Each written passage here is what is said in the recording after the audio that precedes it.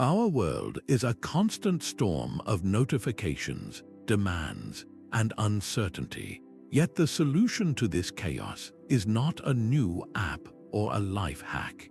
It is an ancient operating system for the mind, developed 2,000 years ago. The Roman Emperor Marcus Aurelius wrote, "You have power over your mind, not outside events. Realize this, and you will find strength." This is the core promise of Stoicism, a philosophy not of dusty books, but of relentless, practical mental training. This video is your guide to 22 unsung Stoic practices that forge an unbreakable inner peace. These are not quick fixes.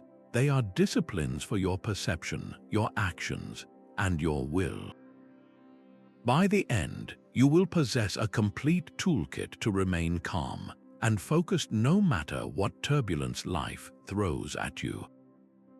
How many of us have tried to control everything around us, only to feel more exhausted and anxious?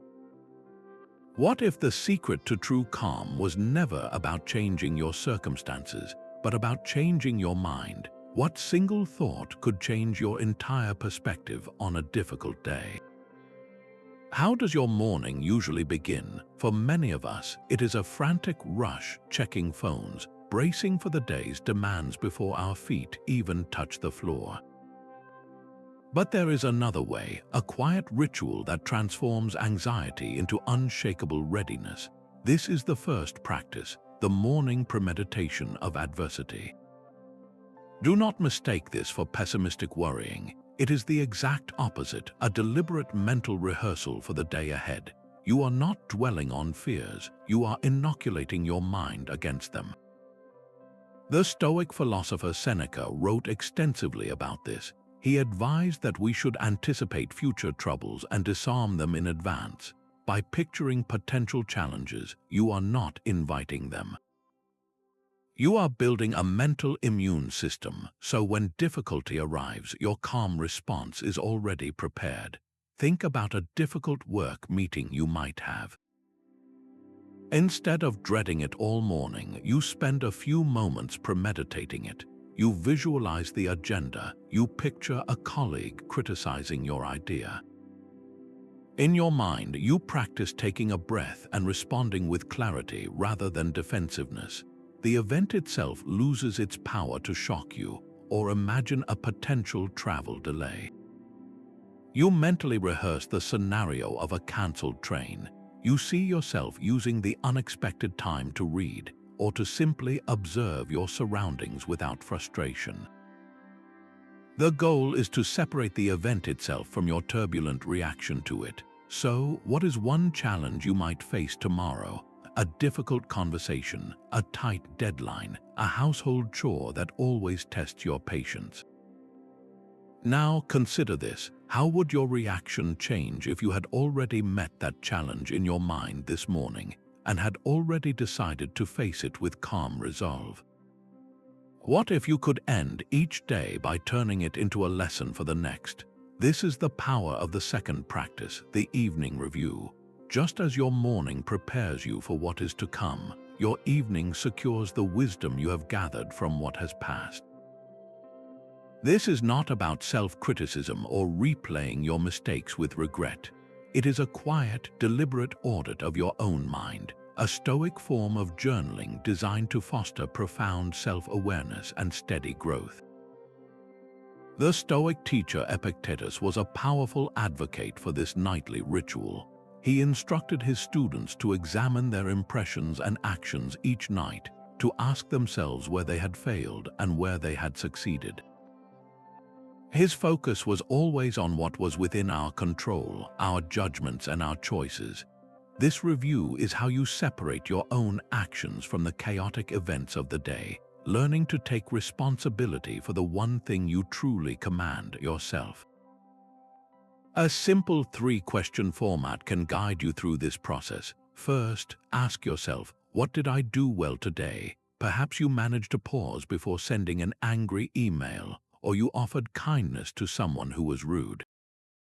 Acknowledge these small victories in exercising your character. Second, ask, what could I improve? Be specific and gentle. Maybe you noticed you spent an hour worrying about a problem you could not solve, or you spoke harshly to a loved one. The goal is not to punish yourself, but to identify a single point for growth tomorrow. Finally, and most importantly, ask, did my actions align with my values? This question cuts to the core of Stoic virtue. Did you act with courage, justice, temperance, and wisdom, or did you let fear or anger steer your decisions? Tonight, try this for just 5 minutes. Sit quietly and walk through these 3 questions. You will be surprised at the immediate shift in perspective. The day is no longer a blur of random events, but a series of lessons you can carry forward. This nightly practice builds a resilient self that learns and adapts one day at a time. A harsh email arrives, its words instantly tightening your chest and flooding your mind with a sharp, defensive reply. That immediate surge of frustration, that is the very moment the Stoics sought to master. This is the third practice, the Discipline of Assent. It is the art of inserting a single, crucial pause between an event and your judgment of it. Your power lies not in stopping the first impression, but in refusing to automatically agree with it. The great teacher Epictetus gave us the foundational truth of this entire practice. He said, "People are disturbed not by things, but by the views which they take of them." The event itself is neutral until your mind assigns it a value, labeling it as bad, unfair, or catastrophic. The discipline of assent is your internal gatekeeper, the one who questions every initial assessment before letting it shape your emotional state. Think of being stuck in unexpected traffic. The first impression shouts, "This is a disaster, I am going to be late, everything is ruined." Without the pause, you assent to that judgment. Your body tenses, your mood darkens, and the next 20 minutes become an exercise in suffering. But with the pause, you can question it. Is this traffic within my control? The answer is almost always no. Is my reaction to it within my control? The answer is always yes. By withholding your immediate agreement from the initial impression of disaster, you reclaim the space to choose a different judgment. This is not just a minor inconvenience, it is an opportunity for patience. Or consider receiving critical feedback. The first impression might scream, "They think I am incompetent." This is an attack. If you assent, you spiral into defensiveness or self-doubt. With a pause, you can interrogate that impression. Is this feedback inherently bad, or is it potentially useful information? Is my value as a person truly defined by this single comment? By questioning the automatic thought, you strip it of its power to cause immediate distress. Can you recall a moment from this past week where an initial, unquestioned judgment sent you into a spiral of anxiety or anger?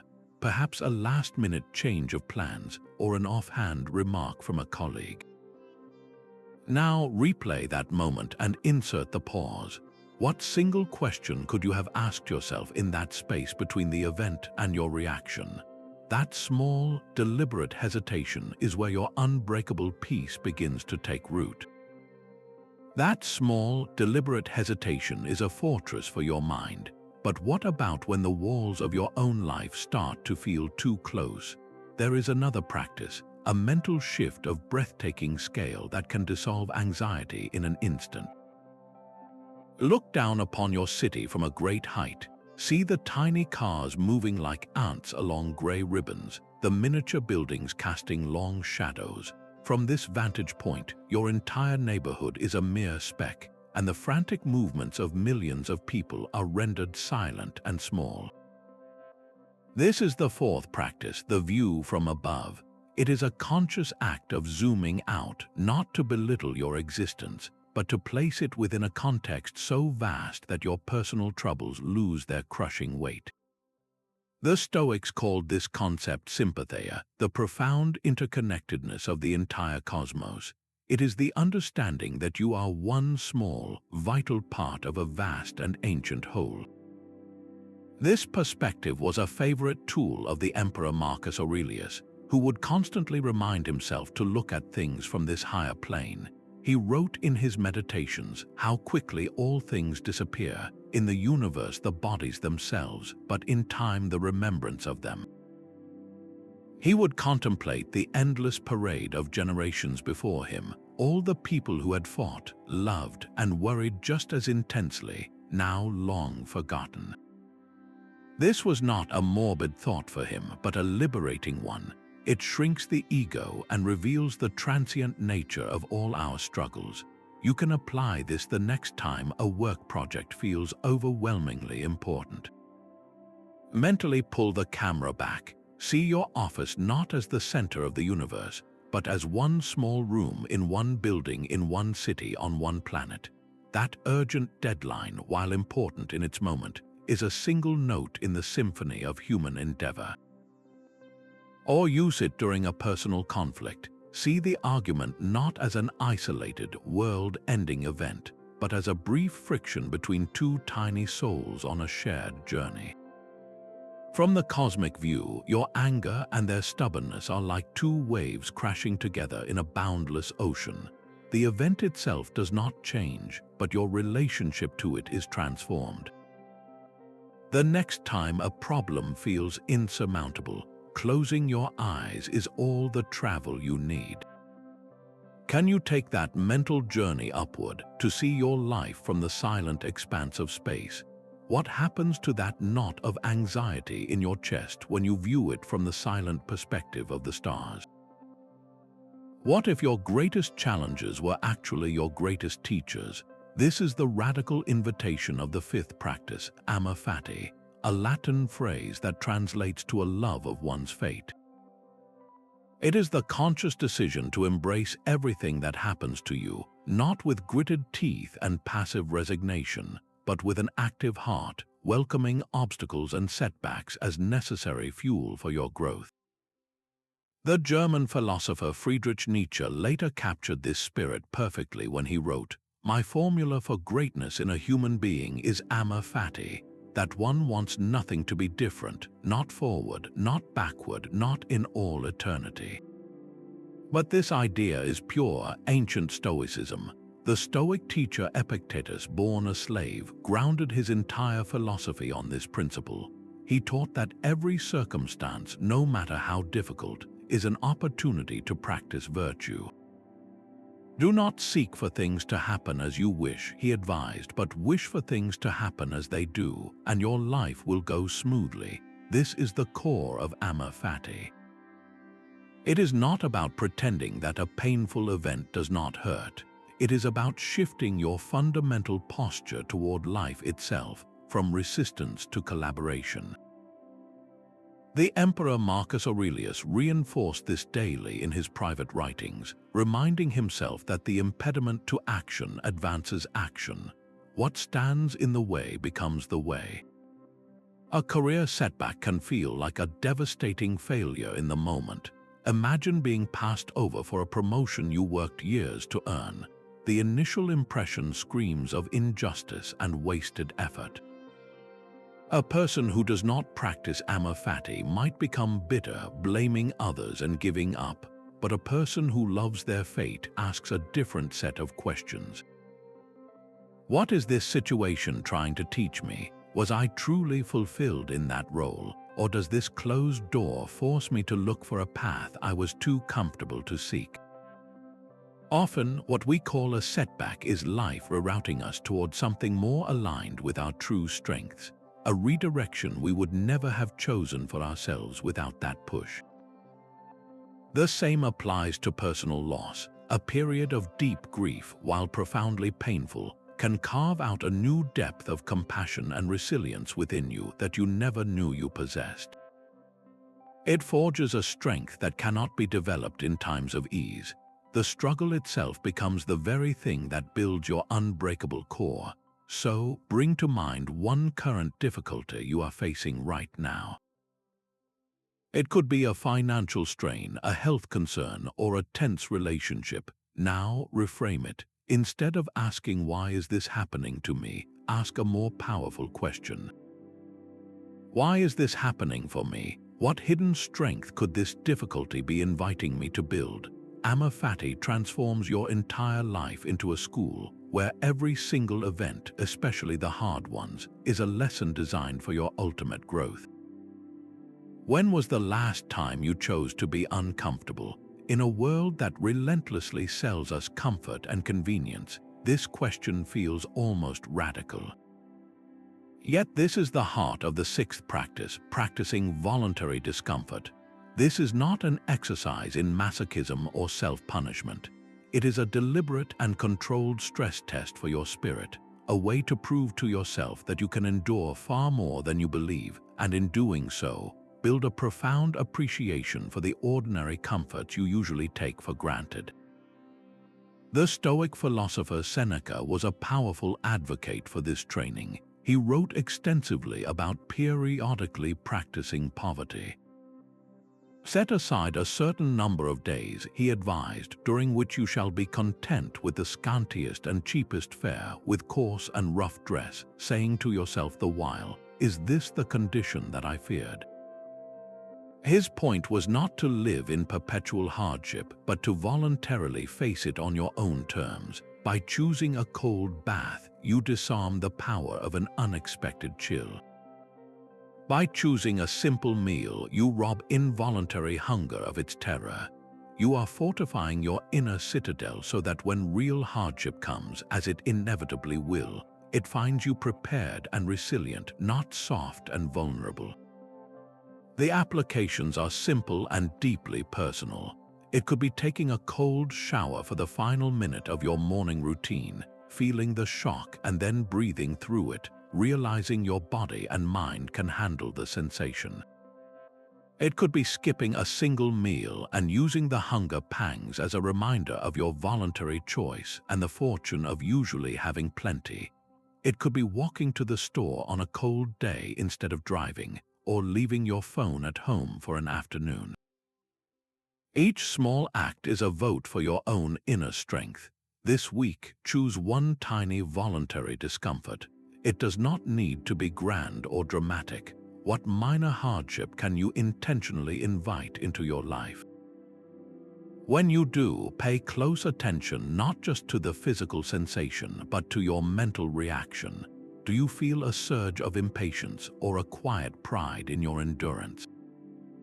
This practice reveals that your peace is not dependent on external conditions, but is a resource you carry within you, ready to be drawn upon when you need it most. The single most important distinction in Stoicism is between what you can and cannot control. This is the seventh practice, the Dichotomy of Control, and it is the very engine of Stoic peace. Your energy is a finite resource, and this practice teaches you where to invest it and where to withhold it, saving you from the exhausting futility of trying to command the wind and the rain. True tranquility is not the result of getting everything you want, but of wanting only those things that are within your power to achieve. The foundational text of Stoicism, the Enchiridion by Epictetus, begins with this exact lesson. He states, "Some things are up to us and some are not up to us. Our opinions are up to us, our impulses, our desires, our aversions. Whatever is not of our own doing is not up to us." Your power begins and ends with your own mind, your own choices, and your own voluntary actions. Everything else, from the actions of other people to the flow of global events, belongs to the realm of the uncontrollable. Trying to control what is not yours to command is the primary source of anxiety and misery. Think about planning an important outdoor event. You can spend days obsessively checking the weather forecast, feeling your stomach twist with every new percentage of rain. This is energy poured directly into the not up to us category. The weather is a force of nature entirely outside your jurisdiction. What is up to you? You can prepare, you can rent a tent, have an indoor backup location ready, or simply decide that your event will be wonderful regardless of the conditions. By shifting your focus entirely to your sphere of choice, you replace helpless worry with empowered action. The event may be rainy, but your peace of mind remains dry. This applies with equal force to social dynamics. You cannot control what your colleagues say about you in a meeting. Their opinions and words belong to them. But you have absolute authority over your preparation, your conduct, and your response. You can choose to listen with an open mind, to respond with grace, and to not internalize their judgments. Your reputation is not fully within your control, but your character is. Take a moment and bring to mind 3 things that are currently causing you worry. It could be a financial goal, a relationship, or a personal project. Now, take a mental sheet of paper and draw a line down the center. On one side, right within my control. On the other, not within my control. Begin to sort your worries. Are you anxious about a loved one's health? Their body's response to treatment is largely not your domain, but your support, your research, and your presence beside them are entirely within your power. Are you worried about landing a specific job? The final hiring decision rests with others, but your polished application and confident interview are yours to command. This simple act of categorization is a profound release. It shows you exactly where to direct your efforts and, more importantly, where to grant yourself the grace of letting go. What would a perfectly rational and courageous person do in your situation? This question is the heart of the 8th practice, the contemplation of the ideal sage. It is not about holding yourself to an impossible standard that leads to self-criticism. It is about creating a mental compass, a North Star for your ethical behavior in moments of confusion or moral gray areas. The Stoics often spoke of this figure, the wise man or sage, not as a historical person who actually existed, but as a model of perfect virtue. Seneca wrote that we should choose some good man and keep him ever before our eyes, so we may live as if he were watching us and do everything as if he saw.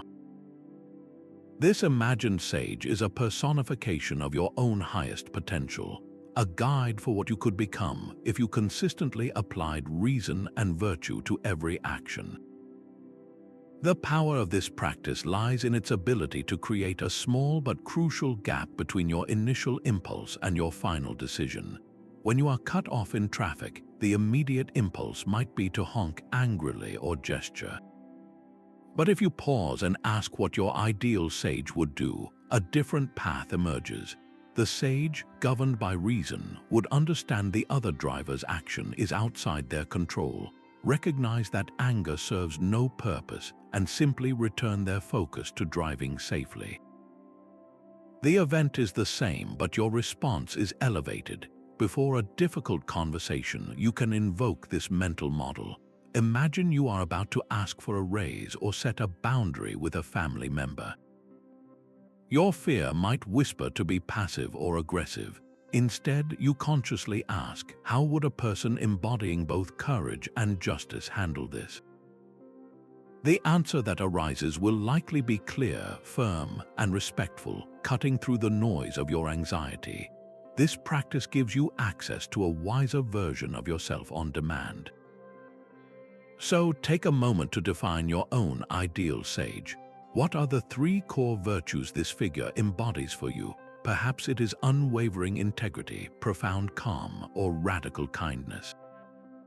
Now consider one situation you will face today. How can you consciously choose to embody just one of those virtues in that moment? This is not about perfection, but about direction.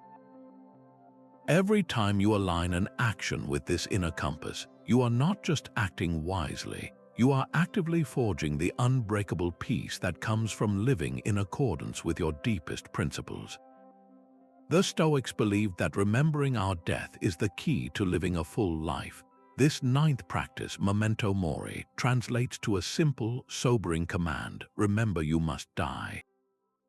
It is not a morbid obsession with the end, but a profound tool for injecting urgency, gratitude, and clarity into every single day. The Emperor Marcus Aurelius returned to this theme again and again in his private meditations, not with fear but with a quiet focus. "You could leave life right now," he wrote to himself. "Let that determine what you do and say and think." He saw the contemplation of mortality not as a dark cloud, but as a bright light that illuminates what is truly important, burning away the petty anxieties and trivial concerns that so often consume our attention. The ancient Romans would sometimes keep a physical reminder, a skull on the desk, as a stark memento mori. For us, the practice is less literal but just as powerful. It can be a quiet moment each morning as you look out the window to acknowledge the simple, undeniable truth that this day, like every other, is a finite gift. It will not come again. This realization does not lead to despair, but to a fierce and loving focus. Suddenly, the frustration of a long line at the coffee shop loses its edge. The bitter argument over a forgotten chore feels trivial. The fear of sending that creative project out into the world evaporates. When viewed through the lens of a limited life, what matters becomes brilliantly clear, and what does not matter falls silently away. So here is a question to carry with you through the rest of this day, a question that is the very essence of this practice. If you knew with certainty that today was your last, how would your priorities shift? Would you spend the hour you allocated for worrying about a future that may never come, or would you use it to call someone you love? Would you cling to a grudge, or would you offer a forgiveness that sets both you and another person free? Memento Mori is the ultimate clarifier, a gentle but constant whisper that reminds us to stop postponing our lives and to start living them with purpose right now. Your phone is buzzing, the television is talking, and the world outside never seems to stop demanding your attention. When do you truly listen to yourself? In this constant stream of noise, the 10th practice offers a radical sanctuary, the practice of silence and solitude. This is not about lonely isolation or escaping your responsibilities. It is a deliberate and strategic retreat from external chatter to reconnect with the one voice that matters most, your own inner guide. It is in these quiet spaces that you can finally examine the impressions left by the day, sorting through them without the distortion of other people's opinions or the endless pull of entertainment. The Stoic philosopher Seneca wrote beautifully about this essential retreat. He advised that we must spend time in our own company, arguing that you must withdraw into yourself as much as possible and associate with people who are likely to improve you. He saw solitude as a time for conversing with oneself, for taking stock of one's own mind and character.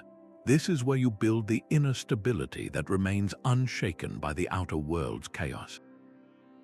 The application is beautifully simple, yet profoundly challenging for many of us. Begin with just 10 minutes. Find a quiet chair, leave your phone in another room, and simply sit. Do not try to meditate in a formal sense or force your mind to go blank. The goal is to be present with whatever arises. Observe your thoughts as they drift by like clouds without grabbing onto them or pushing them away. You might notice a lingering anxiety about a work task or a replay of a conversation from hours ago. The practice is to witness these thoughts without judgment, recognizing them as mere mental events, not commands. This simple act of observation creates a tiny gap, a space of freedom between you and your reactive mind. As you practice, you might extend this time. A 15-minute walk alone without headphones or podcasts can become a moving meditation.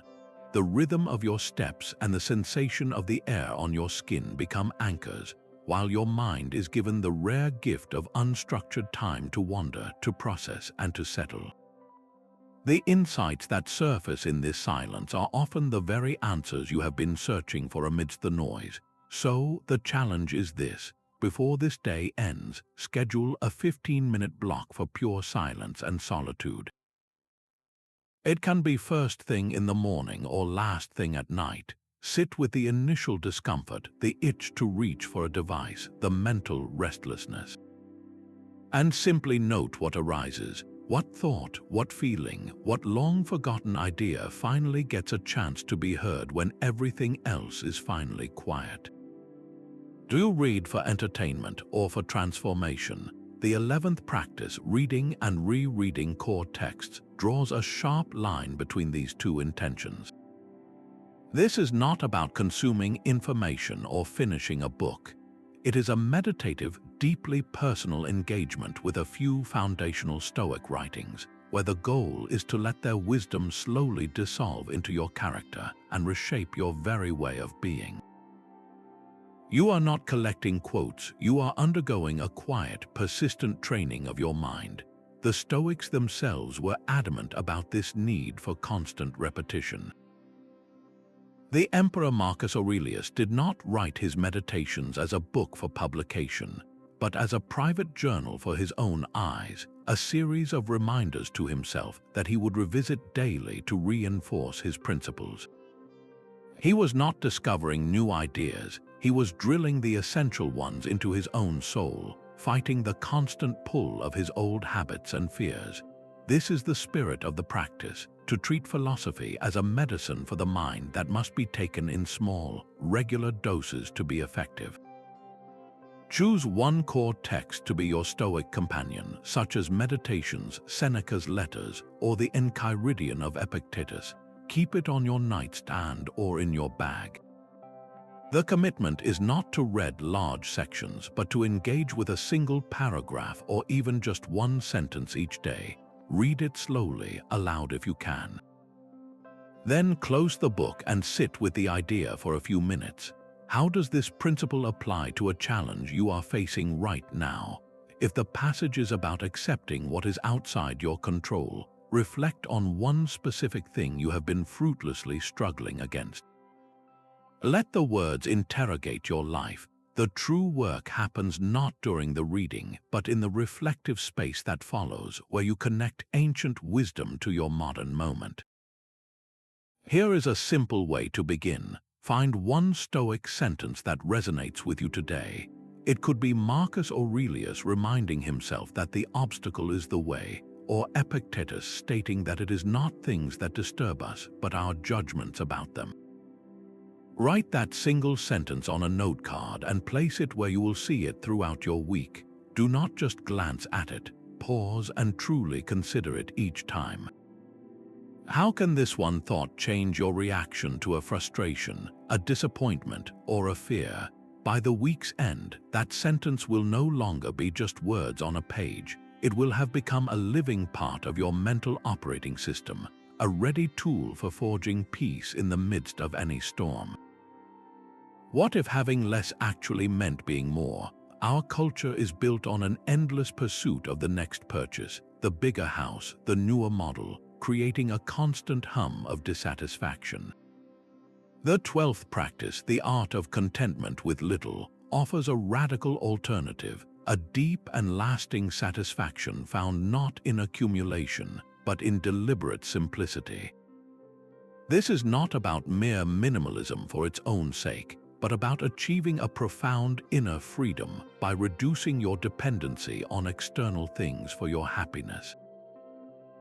The Stoics called possessions and social status indifference, meaning they are neither good nor bad in themselves. Their value depends entirely on how we use them. The only true good is a virtuous character, a state of mind that cannot be bought, sold, or taken away. The Stoic teacher Musonius Rufus taught extensively on this, arguing that a simple life of hard work was the best training ground for philosophy. He said that luxury makes the body weak and soft and the soul too, whereas a simple diet and physical labor produce strength and resilience. He saw the pursuit of comfort as an enemy of a strong and free mind, a chain that quietly binds us to fortune's whims. You can test this for yourself with a simple, practical exercise. Try a no-spend weekend. For 2 days, commit to purchasing only absolute necessities. Instead of seeking entertainment through consumption, you might read a book you already own, take a long walk in a park, cook a meal from the groceries in your pantry, or have a deep conversation with someone in your home. Notice the initial restlessness, the habitual pull to browse online or go to the mall.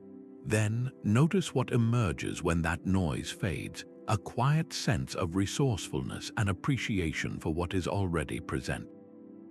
Or dedicate an hour to decluttering a single room, a closet, or even just a drawer. As you remove the excess, pay attention to the physical and mental sensation of lightness that follows. You are not just creating space on a shelf, you are creating space in your mind, proving to yourself that your peace does not reside in the objects you own. Now take a quiet moment for a different kind of inventory. Look around you, not at your possessions, but at the intangible wealth of your life. What 3 non-material things are you deeply grateful for right now? Is it the warmth of the sun on your skin, the memory of a friend's laughter, the simple fact that you can draw a breath without pain? This list costs nothing, cannot be lost in a market crash, and forms the unshakable foundation of a contented life. Your mind is a fortress, and its walls are built not of stone, but of unbreakable principles. This is the 13th practice, cultivating an inner citadel. It is the deliberate construction of a mental stronghold, a sanctuary of your core values that remains standing even when the world outside is in turmoil. The goal is not to hide from life, but to create a center so solid that external chaos, criticism, failure, shifting opinions simply washes against its walls without ever breaching your inner peace.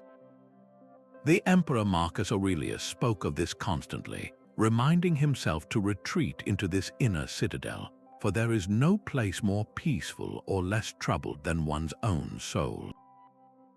He was not talking about physically running away, but about the instant mental shift you can make to return to the bedrock of who you are and what you stand for.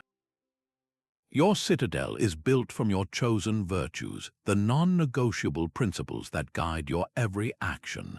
Its walls might be made of integrity, its towers of courage, and its foundation of compassion. You must consciously decide what these materials are, and then you must fortify them daily through your choices. Without clear walls, every insult, every setback, every temptation can invade your peace and occupy your mind. With them, you have a place to stand and observe the storm without becoming part of it. Consider a challenging work environment where cutting corners is the norm and gossip fuels the office culture. A person without a defined inner citadel might feel pressured to conform, slowly compromising their own integrity to fit in or get ahead. They feel the chaos outside and internalize it, becoming anxious and conflicted. But a person who has consciously built their fortress knows their core principle is honesty. When asked to fudge a report or participate in slander, they feel the pressure, but they can retreat behind their wall of integrity.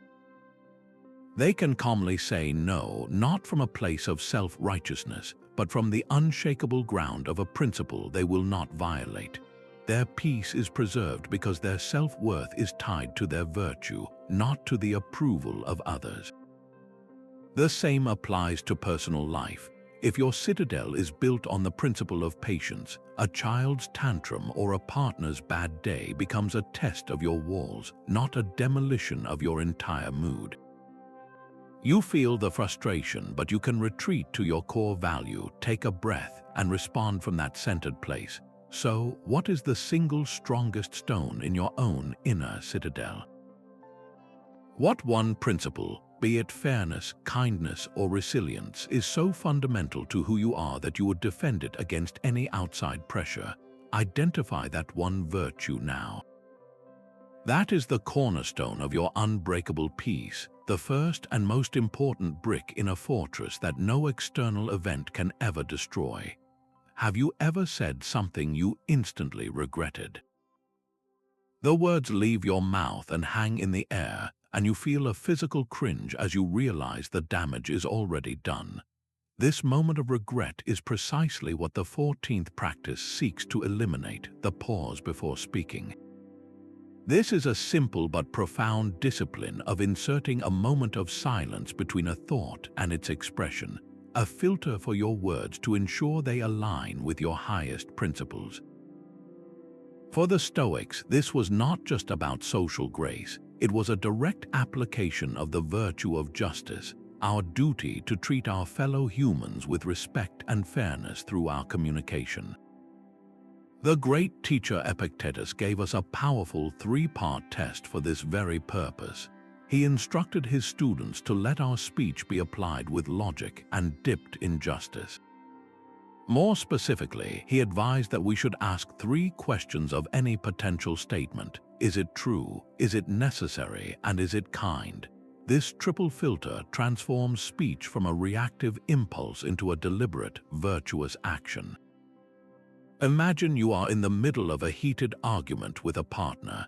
They say something that stings, and a sharp retort immediately forms in your mind, a comment designed to win the point by inflicting a little pain. Without the pause, that comment flies out, escalating the conflict and creating a wound that may take much longer to heal than the original disagreement.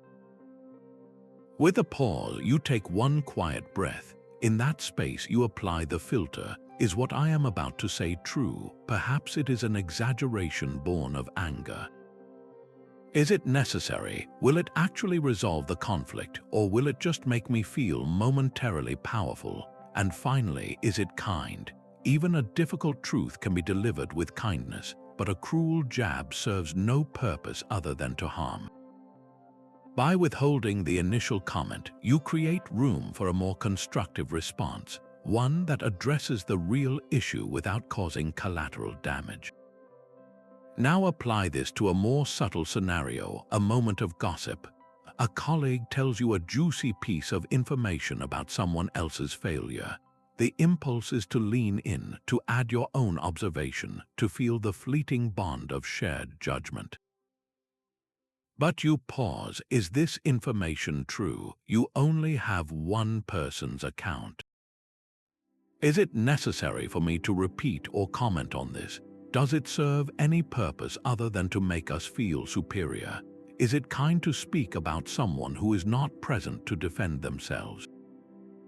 Applying this filter often leads to a quiet change of subject or a simple, non-committal response that refuses to feed the gossip mill.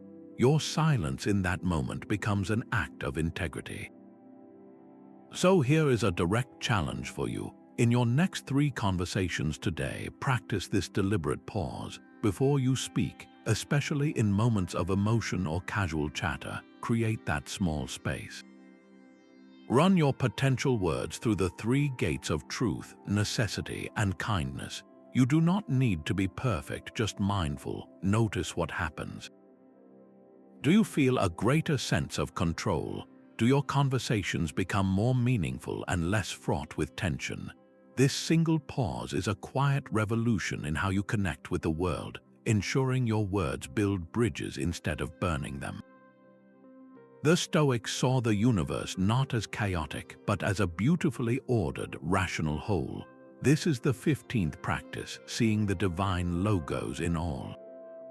The logos is the active, intelligent principle that breathes life and reason into the cosmos, the underlying logic that governs the turning of the seasons, the growth of a tree, and even the complex workings of a human mind. To perceive this is to realize you are not a lonely fragment adrift in a random void, but a conscious part of a vast, purposeful system. This understanding dissolves the deep modern ache of isolation and replaces it with a profound sense of belonging. Marcus Aurelius constantly consoled himself with this view, writing that we should accept everything which happens, even if it seems disagreeable, because it leads to the health of the universe. He saw his own life, with all its pains and duties, as a single, necessary thread in a magnificent tapestry woven by the Logos.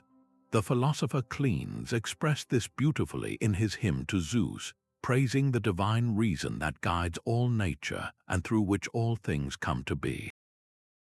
This is not a call to a specific religious faith, but an invitation to a certain quality of attention, a way of looking at the world that finds intelligence and connection everywhere. Look at a dense forest ecosystem. At first glance, it might seem like a wild tangle of competing plants and animals, but when you look closer, you see the hidden order. The tallest trees create a canopy that shelters the younger saplings. The fallen logs decay to nourish the soil for new growth. The insects pollinate the flowers, and the birds distribute the seeds. Every single part, from the largest predator to the smallest fungus, plays a role in a system of breathtaking complexity and balance. This is the Logos in action, a natural intelligence far greater than any single mind. You can see the same principle in a well-functioning city. The synchronized flow of traffic, the delivery of clean water to thousands of homes, the intricate network of people performing different jobs that collectively sustain the community. It is a human-made manifestation of a rational order, a testament to our own participation in this universal reason. The frustration of a single red light becomes trivial when you see yourself as one cell in a vast, living organism moving with a collective, intelligent purpose. So, as you move through your day, pause and look for this hidden order. Find one example in nature or society that seems to reflect a deeper intelligence. It could be the perfect geometry of a spider's web glistening with morning dew, or the unexpected kindness of a stranger that arrives exactly when you needed it. What small, everyday miracle can you notice today that reminds you that you are not separate from the world, but an integral part of its rational, beautiful, and unbreakable whole? What if being kind wasn't just nice, but your philosophical duty? This is the 16th practice, viewing kindness and service as a fundamental obligation. The Stoics called this concept oikeiosis, the natural affinity and sense of belonging we share with all other rational beings. It is the understanding that we are not isolated individuals competing for scarce resources, but parts of a single human body designed to work together for the common good. Your hand does not fight with your foot for the blood that flows through them. They cooperate to move the whole body forward. Marcus Aurelius returned to this idea again and again in his private writings, reminding himself that we are made for cooperation, like feet, like hands, like eyelids, like the rows of the upper and lower teeth. To act against one another is contrary to nature. For the Stoics, an act of kindness is not a sentimental extra you perform when you are in a good mood. It is a rational duty, a direct expression of your role within the human community. It is how you fulfill your nature. This reframes kindness from a feeling which can be fickle to an action which you can always choose. You do not need to feel particularly loving toward the slow-moving cashier to treat them with patience. You do not need to like your difficult neighbor to offer them a basic level of respect and assistance if they need it. Your duty is to act in accordance with your shared humanity, regardless of the transient emotions you might be experiencing in the moment. The applications are quiet and profound. It is the deliberate decision to let a car merge in front of you during rush hour, even when you are running late. Recognizing their need to reach their destination is as valid as your own. It is the choice to listen fully to a colleague explaining a problem, putting your phone away and giving them your complete attention, affirming their worth as a fellow person. It is paying for the coffee of the person behind you in line, not for recognition, but as a small, anonymous investment in the fabric of communal goodwill. These are not grand gestures, but they are the daily bricks with which you build a more humane world. Today, challenge yourself to perform one small, anonymous act of kindness. It could be as simple as leaving a positive note for a family member to find, or tidying up a shared workspace without claiming credit. As you do it, pay close attention to the internal feeling it generates within you. Do you notice a subtle sense of alignment, a quiet rightness that has nothing to do with external praise? That feeling is the confirmation of oikeiosis in action, the deep and unbreakable peace that comes from knowing you have acted as a true citizen of the world. A person speaks and the words feel like a personal attack. Your heart rate spikes, your face flushes with heat. But what if you could strip those words of their emotional poison simply by changing your description of the event? This is the 17th practice, objective description, the art of seeing things as they are, in plain, factual terms, rather than through the dramatic and often distorted language of your initial judgment. It is a deliberate process of removing the value-laden labels you automatically apply, the ones that transform a neutral event into a personal catastrophe. Modern psychology recognizes this power through cognitive behavioral therapy, a method that helps people identify and challenge distorted thinking patterns, and its roots reach directly back to these ancient Stoic exercises. The goal is to separate the raw data of an event from the story your mind instantly creates about it. Marcus Aurelius was a master of this. He constantly advised himself to strip away the legend that encrusts an object to see the bare essence of what something is. He practiced unpacking situations to see them without the narrative of good or bad, fair or unfair. He would look at a piece of music not as a glorious performance, but as the plucking of strings and the vibration of air. He would look at a lavish meal and see it as a dead fish, a dead bird, some fermented grape juice. By seeing the components, he removed the glamour and the potential for attachment or aversion, returning to a state of calm objectivity. Now apply this to a personal insult. The initial, emotionally charged description screams, "They disrespected me. They are a terrible person. This is an unforgivable offense." This story creates a storm of anger and hurt, but now apply objective description. Strip the event down to its barest, most neutral facts. A person made sounds with their mouth. The sounds traveled through the air, your eardrums vibrated. That is the entire objective event. There is no inherent insult in the physics of sound waves.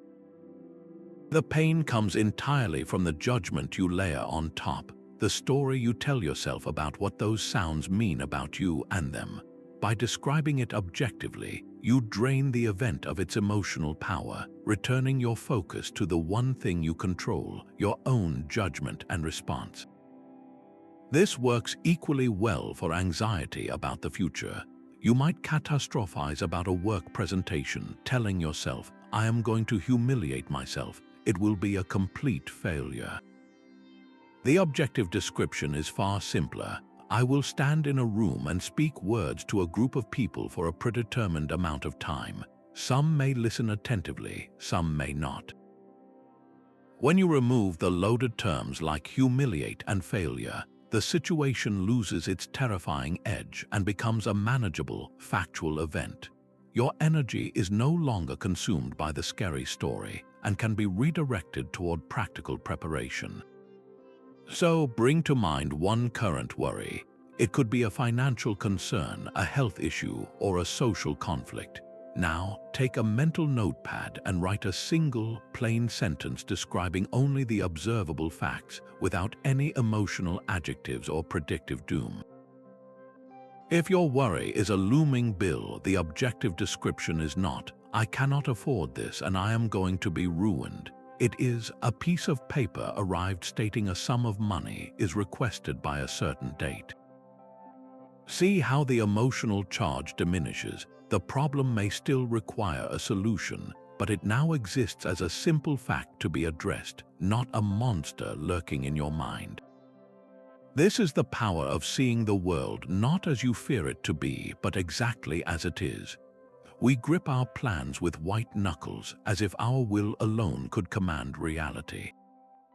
This fierce attachment is a direct recipe for anguish, because the world, with its infinite variables, will inevitably refuse to follow our script. The 18th practice offers a gentle but profound release from this self-inflicted tension. It is the reserve clause, a mental habit of adding the silent phrase fate permitting or God willing to every single one of your plans and endeavors. This is not a sign of weak will or a lack of ambition. It is an exercise in profound humility and a clear-eyed recognition that while your efforts are yours to command, the final outcome rests in hands far larger than your own. You commit fully to the action while gracefully surrendering the specific result. The Stoic philosopher Seneca captured this perfectly in his letters. He wrote that we should plan our life as if we have many years ahead, but live each day as if it could be our last, and that we should undertake all activities with a reserve clause, committing to our purpose without being bound to a specific outcome. He saw this as the mark of a wise person, one who navigates life with both determination and a light touch. Think of planning a simple picnic. You do your part with wholehearted commitment. You prepare the food, you pack the blanket, you invite your friends. These actions are within your control, and you perform them with care and joy. But then you add the silent reserve clause, fate permitting. When dark clouds gather and the rain begins to fall, your peace is not washed away with your plans. You are disappointed, certainly, but not devastated.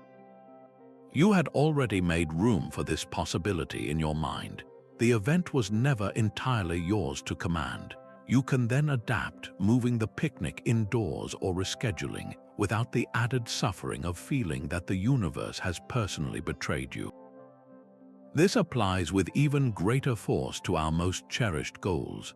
You work tirelessly toward a promotion, studying late, taking on extra projects, doing everything within your power to be the best candidate. You pour your energy into the sphere of action which is yours, but you hold the outcome itself with an open hand, acknowledging that the final decision involves factors you cannot see or control. The biases of managers, the needs of the company, the sudden emergence of another candidate. By adding fate permitting to your goal, you protect yourself from the crushing blow of bitterness and self-recrimination if you are not chosen. Your worth was never tied to that single result, but to the integrity of your effort. So bring one of your current goals into your mind right now. It could be a professional achievement, a personal project, or a desired trip. State it clearly to yourself, and then, aloud, add those two simple words at the end. Hear how it changes the weight of the ambition. Does it feel like a limitation, or does it feel like a liberation, a permission to strive without the chains of absolute expectation? The reserve clause is the quiet art of holding your dreams tightly enough to pursue them, but loosely enough to let them go. The stars are not just distant lights, but silent reminders of your true scale. Step outside on a clear night and let your gaze lift upward beyond the rooftops and the treetops into that deep and endless expanse. This act of looking up is the 19th practice, the contemplation of the whole cosmos. It is a deliberate exercise in awe, a way to use the sheer immensity of the universe to gently shrink your personal anxieties down to their proper size, not to make you feel insignificant, but to help you feel connected to a magnificent whole. The Stoics saw the cosmos as a single, living, rational entity, a unified body they called the Logos. By contemplating its vast order, from the predictable orbits of planets to the changing of the seasons, you are not escaping your life, you are placing it within its true context. You are a conscious part of this incredible system. Marcus Aurelius found deep solace in this perspective, writing that we should often consider the connection of all things in the universe and their relation to one another. He would reflect on how his own brief life and minor troubles were like a single leaf on an ancient, boundless tree. The philosopher Cleans, in his hymn to Zeus, praised the divine reason that steers the nature of the whole, guiding all things with law and justice. This reflection is a direct encounter with that guiding intelligence, a reminder that you belong to an order far grander than any temporary setback. You do not need a telescope to begin. Simply find a patch of sky and watch the clouds drift by, noticing their effortless movement governed by winds and pressures you cannot see. Or look closely at the intricate design of a single leaf, its veins a perfect network for carrying life, a tiny universe in itself. You might watch a documentary about the life cycle of a star, seeing how the same elements that fuel a sun are the very ones that make up your own body. You are literally made of stardust, a temporary gathering of ancient cosmic material that has come together to form a thinking, feeling being for a short while. The frustration of a traffic jam or the sting of a critical comment cannot survive long when held against the backdrop of a billion galaxies. So here is a simple invitation. Before this day is done, gift yourself 5 minutes of pure awe. Step outside and find the moon, or simply watch a slow-moving river. Look at a detailed image of a distant nebula, a swirling cloud of gas and dust where new stars are being born. As you look, ask yourself a quiet question. In the face of this infinite mystery, does my most pressing worry truly deserve to command all of my attention? This cosmic perspective does not erase your problems, but it does drain them of their urgency, leaving behind a quiet, unbreakable peace rooted in your small but sacred place in the whole of creation. The obstacle in the path becomes the path. This is not a paradox, but a profound shift in perception, the 20th practice of turning obstacles into fuel. You are no longer a passive victim of circumstance, waiting for the storm to pass. Instead, you become the alchemist of your own life, taking the raw, difficult material of a setback and transforming it through the fire of your will into strength, skill, and unshakable virtue. This is the ultimate application of proactive resilience, where you stop asking why is this happening to me and start asking what can I make of this. The Emperor Marcus Aurelius gave us the definitive statement of this principle. He wrote in his private meditations, "The impediment to action advances action." What stands in the way becomes the way. He understood that a block is not a stop sign, but a redirect, an invitation to find a new path or develop a new strength you would never have discovered on an easy road. This is the creative core of the practice, where you actively use the hindrance itself as your primary tool for growth. Consider the story of an inventor facing a critical problem. For years, their attempts to create a new, durable material end in failure, with prototypes cracking under pressure. Each broken sample seems like a defeat. But instead of giving up, they choose to see each failure as data. They analyze the fractures, learning exactly where the weaknesses lie. The obstacle of repeated breakage becomes the very fuel for their breakthrough, guiding them to reinforce the structure in the precise way needed for ultimate success. The obstacle did not just delay the path, it revealed the path. Or picture an athlete who suffers a severe injury just before a major competition.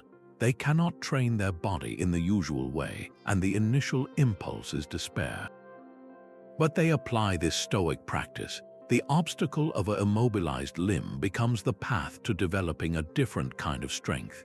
They use the recovery time to intensely visualize their performance, honing their mental game. They study game footage with a new depth, developing strategic insights they never had time for before. The physical setback becomes the fuel for unparalleled mental toughness, making them a more complete competitor than they ever could have been without the injury. The obstacle became their most rigorous coach. Now, bring this home to your own life. Identify one single current obstacle you are facing. It might be a difficult person at work, a financial limitation, or a personal fear.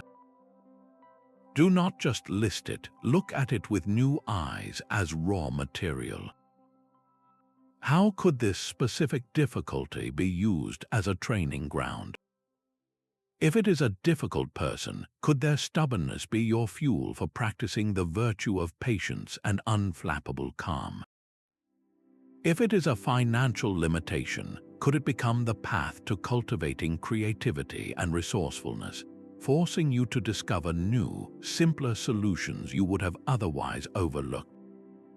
If it is a fear of public speaking, could the anxiety itself be the fuel for courage, the very resistance you must push against to build a stronger, more confident self? The obstacle is not in your way, it is the way. What single, deliberate action can you take today to begin this transformation? We spend our lives chasing things we think will make us happy and avoiding things we fear. Yet this relentless pursuit often leaves us feeling more anxious and unfulfilled, trapped on a treadmill of wanting and not wanting. The 21st practice offers a radical escape from this cycle, the discipline of desire. This is the first of the 3 core disciplines taught by Epictetus, a profound training to realign your deepest wants and aversions so they are in perfect harmony with nature and reason. You learn to desire only what is truly good, which for a Stoic is a virtuous character, and to be averse only to what is truly bad, which is vice and a corrupted mind. Epictetus laid out the entire path with stunning clarity. He said that happiness and freedom are the results of correctly managing your desires and aversions. The chief task in life is this, to identify and separate matters so that I can say clearly to myself which things are externals not under my control, and which have to do with the choices I actually control. When you tie your happiness to external outcomes like wealth, fame, or the avoidance of discomfort, you hand over the keys to your inner peace to a world that is famously fickle and unreliable. The discipline of desire is about taking those keys back. Consider the modern desire for social media validation. You post a photo or a comment, and you find yourself compulsively checking for likes and positive comments. Your desire is for external approval. Each refresh of the feed is a small gamble with your mood, but this desire is misaligned because the approval of others is not within your control, and it is not a true good. The Stoic realignment is to shift your desire inward. Instead of desiring likes, you desire to act with integrity and authenticity in what you post. Your goal is no longer the unpredictable reward of validation, but the certain reward of knowing you expressed yourself honestly. The event is the same. You post something, but your inner compass is now pointed toward a good you can actually achieve. Now apply this to an aversion, perhaps the aversion to having a difficult conversation. You dread the potential conflict, the awkwardness, the chance you might say the wrong thing. This aversion to discomfort is natural, but it is misaligned if it causes you to avoid a conversation that justice or kindness demands you have. The Stoic realignment is to change your aversion. Instead of being averse to the discomfort, you train yourself to be averse to acting cowardly or avoiding your duty. You realign your aversion toward the true bad, which is failing to act with courage. The conversation itself may still be challenging, but you now move toward it with a sense of purpose, desiring the opportunity to practice virtue rather than fleeing from a temporary unease. So bring this into your own hands for a moment. What is one specific thing you find yourself intensely desiring right now? Is it a particular promotion, a new possession, or a certain outcome in a relationship? And what is one thing you are actively trying to avoid? Is it a financial risk, a confrontation, or a physical effort? Now, hold these 2 things in your mind and ask the fundamental Stoic questions. Is this desire for something that is completely within my control? Is this thing I am avoiding truly a vice, or is it merely an external discomfort? The honest answers to these questions reveal where your chains are, and in that same moment they hand you the key. What if this cup of coffee was the very last one you ever tasted? This final practice, the last time meditation, brings the contemplation of mortality from the abstract into the tangible, intimate moments of your life. It is the conscious reflection that any ordinary activity, a meal, a conversation, a walk through a familiar park, could be the very last time you experience it. This is not a morbid fixation, but a powerful tool to strip away the fog of habit and awaken you to the profound, fleeting beauty of what is right in front of you. It is Memento Mori applied with a soft and loving focus, transforming the mundane into the sacred through the simple, sobering power of attention. The Stoics constantly reminded themselves of life's brevity, not to frighten themselves, but to ignite a fiercer love for the present. Marcus Aurelius wrote that we should perform every action as if it were the last action of our life, free from distraction and with a deep sincerity. This is the spirit of the practice, to live each ordinary act with the intensity and gratitude you would naturally feel if you knew it was your final chance. You are not waiting for a dramatic ending, you are uncovering the drama hidden within the everyday. Apply this during your next routine activity. The next time you are driving to work, instead of getting lost in planning your day or listening to the news, consider that this could be the last time you ever make this commute. Look at the way the morning light hits the buildings you pass every day. Notice the other drivers, each with their own hidden struggles and joys, sharing this brief moment in time with you. The traffic, once a source of frustration, can become a shared human procession, and you are a conscious, grateful part of it. Or, as you eat your lunch, do so as if it were your final meal. Do not rush, savor the texture, the flavor, the simple miracle of nourishment. Consider the chain of events and people that brought this food to your plate, from the sun and rain that nurtured it to the hands that harvested, transported, and prepared it. A simple sandwich becomes a universe of interconnected effort and grace when viewed through the lens of the last time. So, here is your final challenge in this series of practices. Choose one routine activity you will perform today, something you normally do on autopilot. It could be tying your shoes, hugging your child before they leave for school, or listening to the rain against your window. As you do it, hold the quiet thought in your mind, this could be the last time. Do not let this thought bring sadness, but let it bring a piercing clarity and a deep, unbreakable gratitude for the incredible gift of this single, ordinary, irreplaceable moment. These 22 practices are a single, interwoven path. They are not a checklist to be completed, but a lifelong training ground for your mind, a daily regimen for your soul. From the morning premeditation to the last time meditation, each exercise reinforces the same unshakable truth. Unbreakable peace is not found in a quieter world. It is built within you, brick by brick, through the discipline of your perception and the integrity of your actions. This inner citadel becomes your sanctuary from every storm. The Stoic teacher Epictetus offered the ultimate key to this freedom when he taught that happiness and freedom begin with a clear understanding of one principle. Some things are within our power while others are not. Within our power are our opinions, our aims, our desires, our own actions. Whatever is not of our own doing is not our concern. When you master this single distinction, you stop wasting your energy fighting the wind and the waves. You learn instead to adjust your sails. All 22 practices, from loving your fate to pausing before you speak, flow from this one source.